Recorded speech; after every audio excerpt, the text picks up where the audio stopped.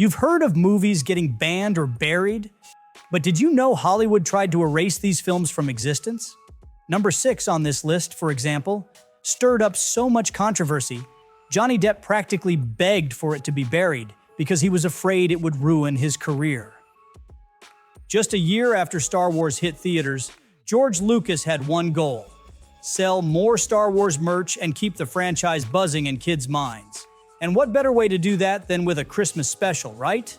Except Christmas doesn't exactly exist in Star Wars galaxy, so naturally Lucas invented a new holiday, Life Day, and sent Chewbacca on a mission to get home and celebrate with his family. The cast knew it was a train wreck from the start, but they needed a paycheck, so they had no choice but to roll with it. The end result?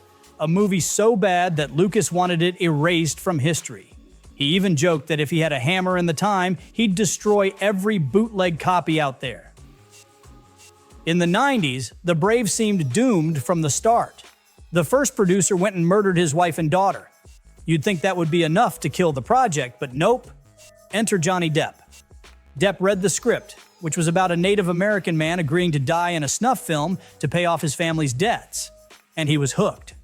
So hooked, in fact, that he threw in $2 million of his own money to get it made. Depp ended up starring, directing, and rewriting the script. But it was all for nothing. The film bombed at Cannes. American distributors wanted nothing to do with it, and Depp begged for it to be buried because he was afraid it would ruin his career. Disney Channel and UFOs, not exactly a match made in heaven, but in 1995, Alien Encounters from New Tomorrowland hit the airwaves in 5 states, for one night only. The 40-minute doc boldly claimed that aliens were real and the government was lying to everyone to keep society from falling apart. You know, classic Disney stuff. The film was actually meant to promote Disney World's Alien Encounter ride, but putting it on TV probably gave a few kids nightmares. Disney quickly pulled the plug on the whole thing, and it's never been seen on TV again.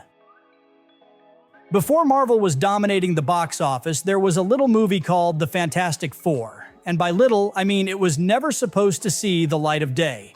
Stan Lee had sold the rights to a German producer who was running out of time to keep them. To hang on to the Marvel name, he needed a movie made. Any movie.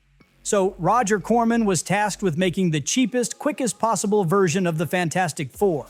The cast and crew thought they were part of something special, even hiring their own publicist, because the studio wasn't lifting a finger to promote it. Spoiler, they never intended to release it. Stan Lee confirmed in 2005 that the whole thing was a farce. You'd think with a cast like Bill Murray and Dan Aykroyd, anything they touched in the 80s would turn to gold. But not this movie. Produced by SNL mastermind Lorne Michaels and written by Tom Schiller, this oddball sci-fi comedy is set in a New York where the Port Authority runs the city and Murray is a flight attendant on a bus to the moon. Legal issues with MGM buried this one deep. For years, it never got a release, until Turner Classic Movies aired it. Even then, hardly anyone knows it exists. The movie digs into the idea that Princess Diana and Dodi Fayed's deaths weren't accidents at all. Diana even left a note claiming her husband was plotting to kill her in a car crash, and she told Dodi's dad the same thing. After the crash, many people didn't buy the accident story, so Dodi's father, Mohammed Al-Fayed, bankrolled this documentary to expose the truth. Alan sent someone undercover to the inquest, who then used actors to recreate the whole thing. Unlawful Killing premiered at Cannes, but Alan soon got hit with a tidal wave of legal demands. With 87 complaints in total, the film never saw the light of day. Imagine being 11 years old, starring in a Star Wars mockumentary, only for it to be buried. That's what happened with Return of the Ewok, starring Warwick Davis as himself, kind of.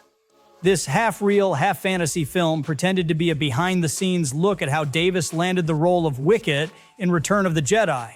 The crew put in a ton of work, but at the last minute, George Lucas decided to shelve it, possibly still traumatized from the Star Wars holiday special disaster. The cast, especially Davis, was crushed, and the director, David Tomblin, didn't hold back his frustration, calling the whole thing a waste of everyone's time and talent.